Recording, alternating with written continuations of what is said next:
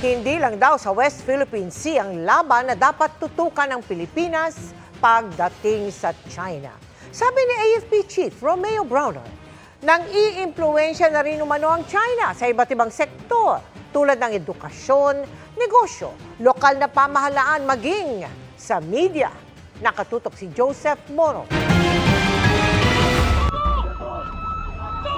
Sa mga insidenteng tulad ng June 17 sa Yungan Shoal, nang harasin ng mga China Coast Guard ang mga sundalong Pilipino, malinaw na makikita ang tensyon sa rehiyon pero tila may kakaibang bantang dapat harapin, bantang hindi nakikita. Ayon kay AFP Chief of Staff Romeo Browner Jr., ito yung United Front Works ng China.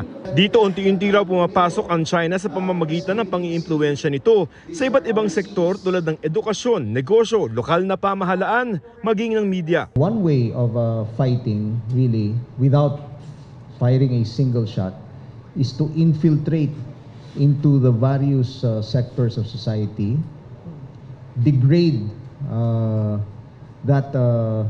the value system, parang tayo-tayo mag-aaway-away. Kaya dapat bantayan natin ito. Wala namang pinangalan ng mga individual o grupo si Browner.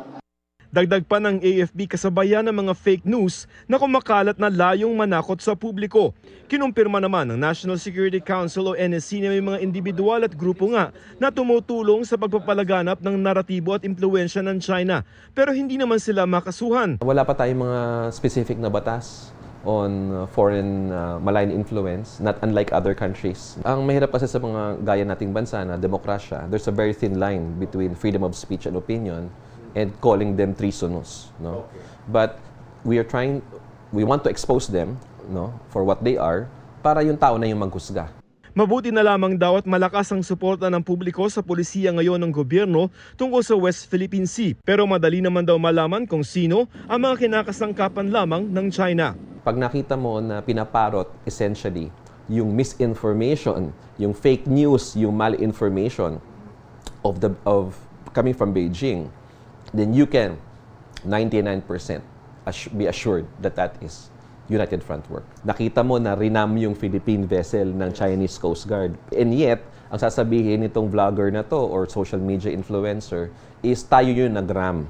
Sa susunod daw na mag-operate ang mga sundalong Pilipino, magkakabit na ng mga patch ng watawat ng Pilipinas bilang simbolo ng patriotismo, pagkakaisa at ang pagtataguyod ng AFP sa soberanya at territorial integrity ng bansa.